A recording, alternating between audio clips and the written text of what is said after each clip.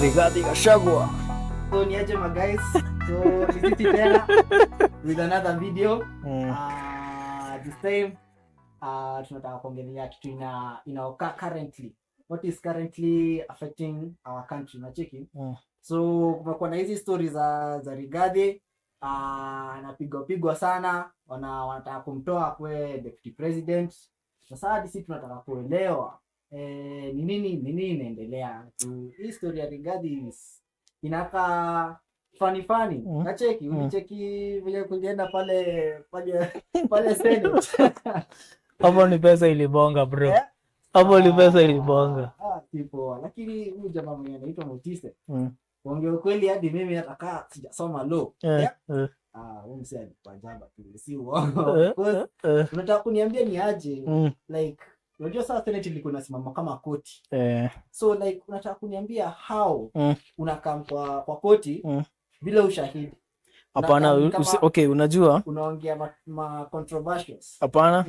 Na madhisis za you see Senate in my own opinion ama how niliona, not my opinion but how niliona ni kama hawa say walikuwa their argument if I try to understand what they are saying kwa side judicial ni it was in the spirit of having a legal way of doing things to solve a political problem issue, right? Sasa hawa say wanasema kwa side judicial can't be entirely kuchukua hiyo story kama koti. Unaget? So juu hapa kuna vitu zingine court haiwezi solve kama utterances zenye Rigathi alikuwa anasema zenye zinaweza kuwa na of great impact owing to the seat yenye alikuwa na hold. So Rigathi alikuwa na kiti yenye position yenye inaweza fanya yeye mwenyewe cause a lot of violence, bloodshed, conflict owing to the fact tuko na history ya tribalism na the kind of utterances zenye alikuwa na make zilikuwa zina make as much as hazina any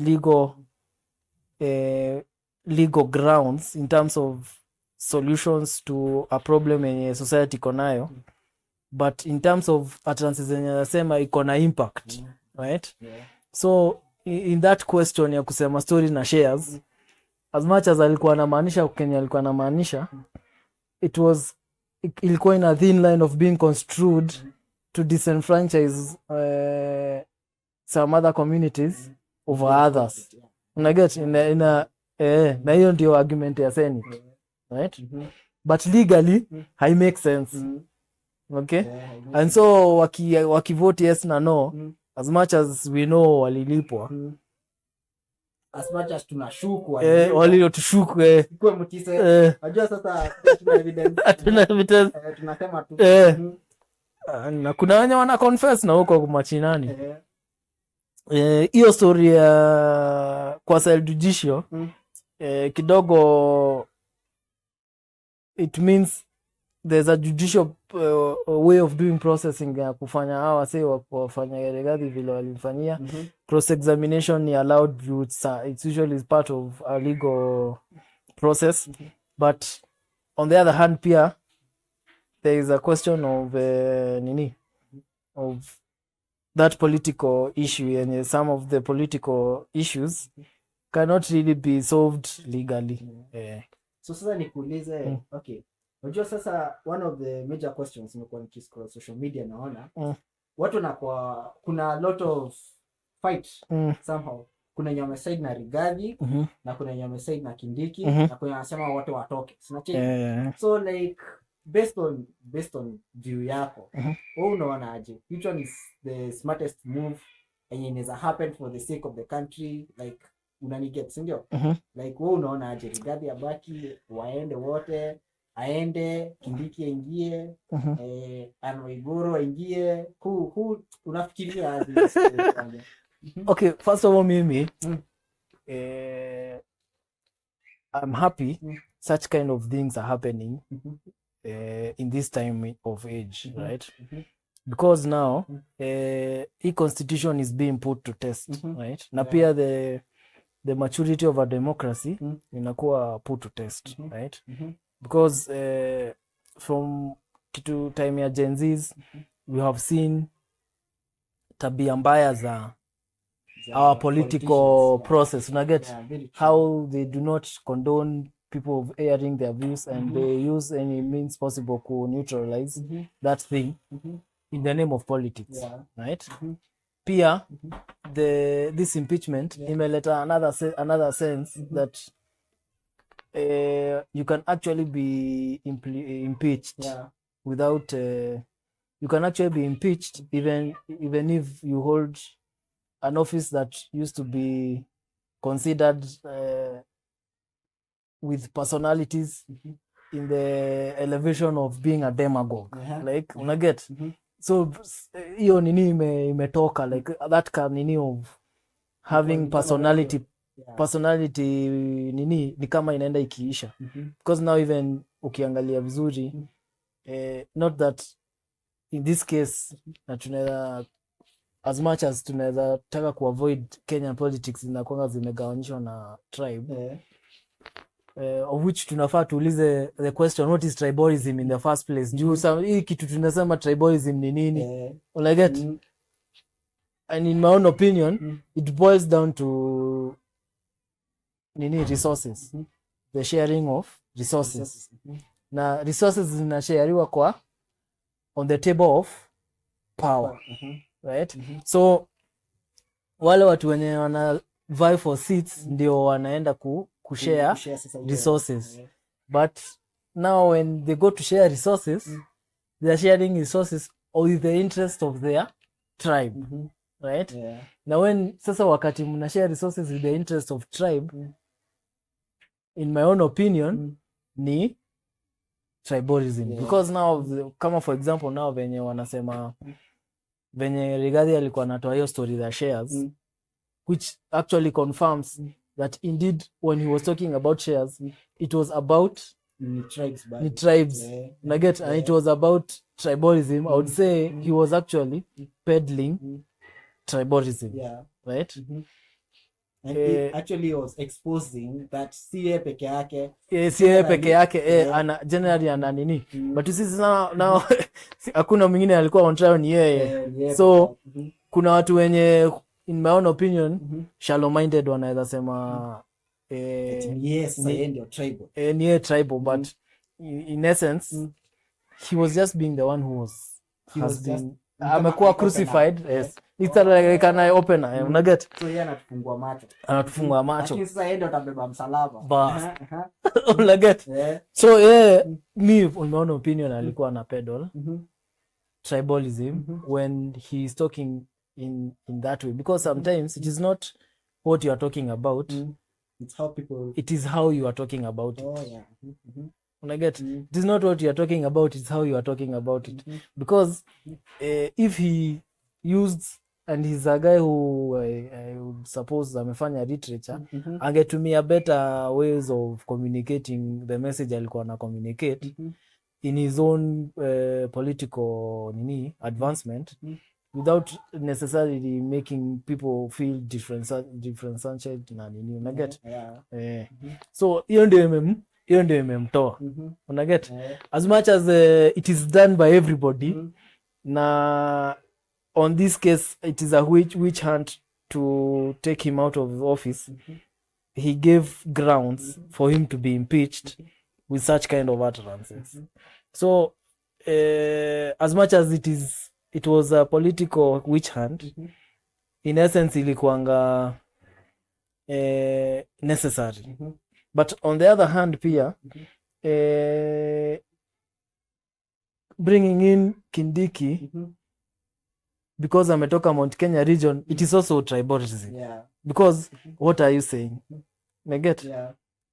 Because me as a youth, me nataka kujua as much as they are all Kalenjins in the government na shule yenye napeleka mtoto wangu inapata resources, I wouldn't deem that as tribalism. Yeah. Unaget? If I was saying if it is all Kikuyus wanaweza kuwa or if it is all Kikuyus who qualified to certain positions in a certain time and wafanye kazi yenye wanafaa kufanya, hivi wanafaa wapeleke barabara kwa Kisumu wapeleke hivyo, wanafaa walete economy ya nini huko walete. I don't think unaget, but also when I speak like that inaweza kani kama I do not understand, but what I'm trying to point out ni in my own opinion ni impeachment ya Rigathi it's a stepping stone to our democracy. So mi kuna vile naona history ya tribalism, kuna vile like sisi kama generation, sasa sisi Gen Z, so like we point fingers, tunaona wazai like they were very tribal na wako na ile mindset ya mtu wetu. So nikiangalia history, mi sasa mimi ni wajuzi tu nacheki. So like mzai ameona enzi za Moi na amejua venye kulikuwa na time ya Moi. Ameona I think nilikuwa mdogo time ya 2007. So ameona vile 2007 ilikuwa na kulikuwa na hii atmosphere ya like ilikuwa zinakuwa how many communities? 47 43 at the time ilikuwa 43. Ilikuwa 43. But sasa kuna zenye zimeongezewa with time. So ilikuwa walikuwa wanasema ni 42 against 1. 42 against 1. Unaona? So hiyo idea 42 against 1 I think ndio ili bring up ama ili encourage this idea ya mtu wetu, cause kukikosa mtu wao upstairs watakosa security. Like ilikuwa 43 against 1. Ndio? So for example, even though our politicians wengine wa take advantage of the Mount Kenya people, wanawaambia ati kujeni on our side, wana make promises, so wakipata a leader up there wanajua automatically votes zinakuja kwao, sio? So they know that they will get the seat that they have always desired. But for the Mount Kenya people, the mindset is as long as we have somebody from home, we have a barrier protecting us from the other 43. That mentality never left, because there is a video. Kuna video iko hapa inaonyesha Ruto akisema ati nyinyi mnaona mko na shida na Wakikuyu, lakini hamna shida na Wakikuyu kuliko sisi Wakalenjin. Lakini kuna mahali inafika unaweka hiyo siasa kando kwanza, unatafuta serikali. Kwa sababu ukichukua serikali ndio utaweza kudeal na mashida zenye ziko mbele. Hivyo so, sasa but you see now such kind of utterances and the sensitivity of them and when it was said matters more than even who is saying it because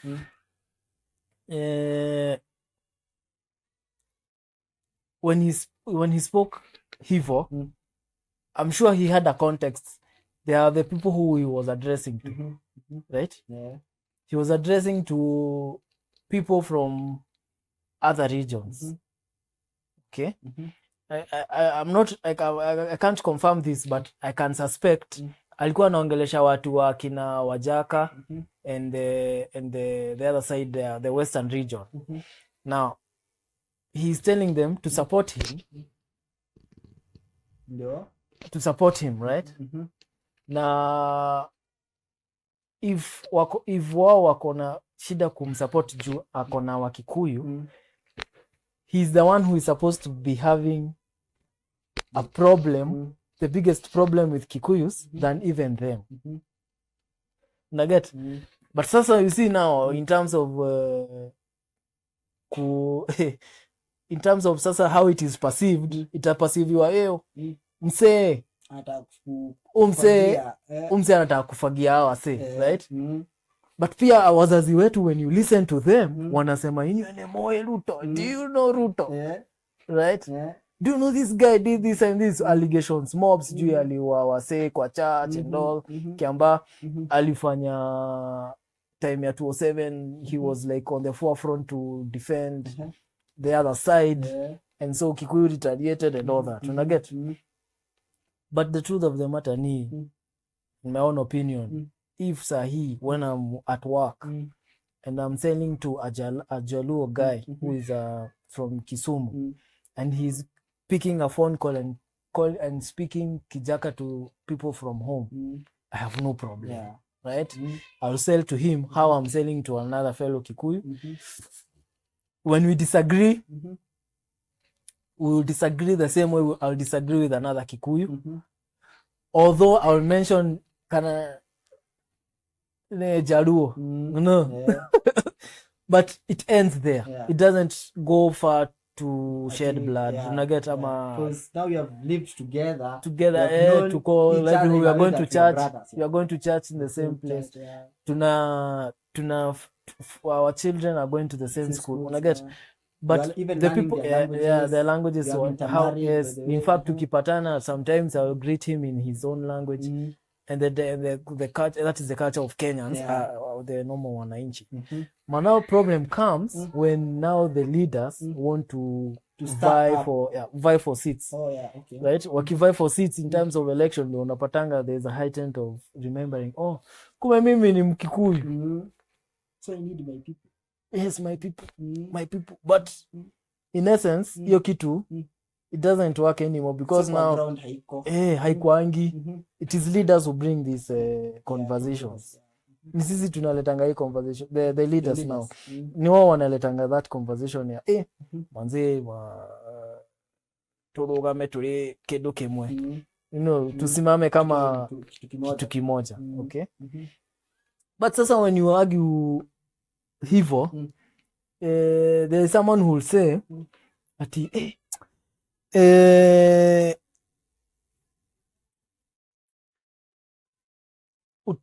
mkosa utumwa,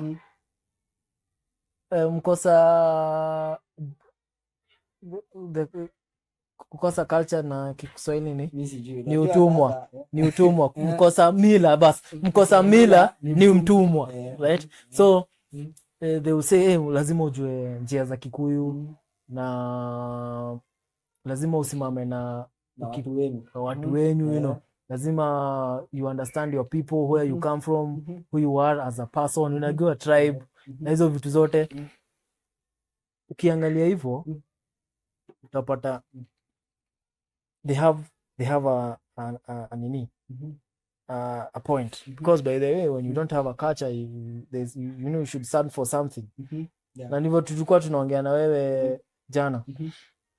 The problem in Kenya, wanasemanga ni tribalism, but for me I am of the opinion Kenyans, we don't stand up for anything.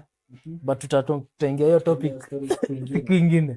So hii tribalism, when msee amesema mkosa mila ni mtumwa, where do we draw the line ya mkosa mila? Where do we draw the line ya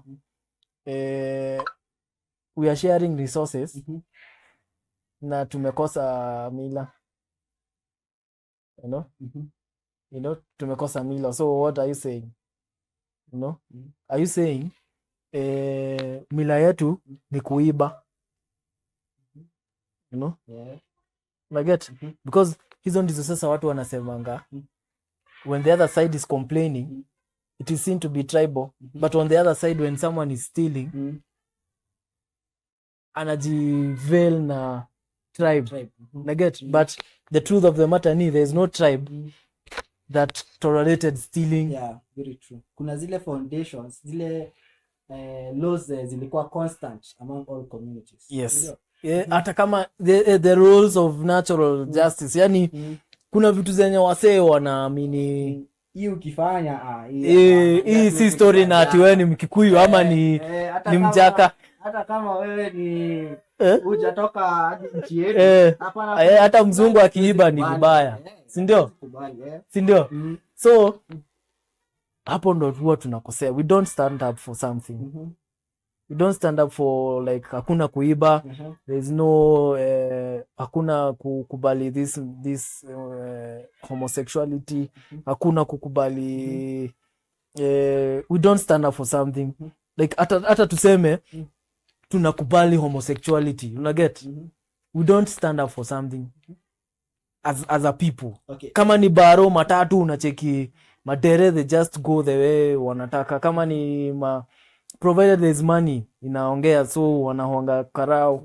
Kama mnapata line kwa bank, unataka kuangalia msee unajua kusaidia hapo mbele hivyo, kama ni job unataka kujulikana na msee, unaget. Mimi naona kama ni context ya kukosa say, cause sisi wote kama Kenyans hadi kwa nini inaitangwa aje kwa curriculum yetu ya academics, it is stated clearly corruption ni mbaya. Hata kama wewe ni Mkristo, hata kama ni Mkristo, hata kama ni Muislamu, we can all agree corruption ni mbaya. We all know. Haya. So ni one tuseme the political class hawana standards. In a way that msee hawezi stand up to say Mr. Kwa corrupt. Nacheki. Second thing, the aspect of power. Citizens wao ndio wanakuwa directly affected by kukosa by corruption huko juu, si ndio? Juu ndio wanalipa tax kulipa. Si ndio tuna bear the blunt consequences. Wao wana benefit cause it is hand to mouth. Wananchi ni their own sweat ina pay for the hand to mouth ya politician. Si ya liba. So in that aspect, mwananchi like Gen Z actually stood up for something. Ile time waliendana na maandamano. It shows somehow Gen Z have a stand. Si ndio? They have a stand in a way that they cannot accept oppression. They cannot accept overtaxation. They cannot accept hizo vitu zote zilikuwa kwa hiyo bill, si ndio? Because it was oppressing wananchi sana, unaona? And so in that context, Gen Z had something to stand for, si ndio? And all other groups had something to stand for, but they are afraid. One, they have no power and they have no voice. Unaona? Gen Z went to speak out there. They were shot. Si walipigwa marisasi huko, wameshoma tear gas, and they were silenced. Wenye walikuwa na voices wakakuwa abducted, wakadisappear tu hivyo, wengine wakauliwa. Na it was a way of silencing us. So meaning that the only person who can actually speak is the political class. Because they have the money to actually control the country. The other thing that actually makes us slaves is poverty, that denies us power. Umeona? A police officer here, yeah, amepewa orders from upstairs. Ameambiwa go and control the protest that is out there. The image that is taking to the public ama kwa media ni the police officers are here to actually protect the protesters. But orders are given, you have been permitted to actually use live bullets. You have been permitted to use live bullets to control the multitude. No. And you saw after venye vitu zilitulia, after watu waliingia parliament and the president gave that speech that he gave.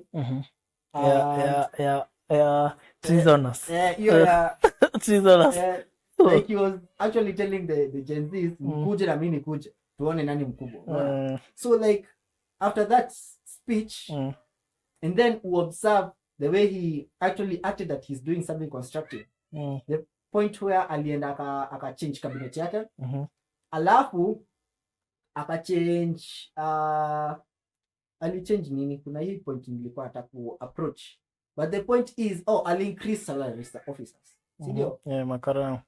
So like kusema so he alisema kuna evidence atu alisema, so atujui kama ilifanyika Jumurana alituambia something different.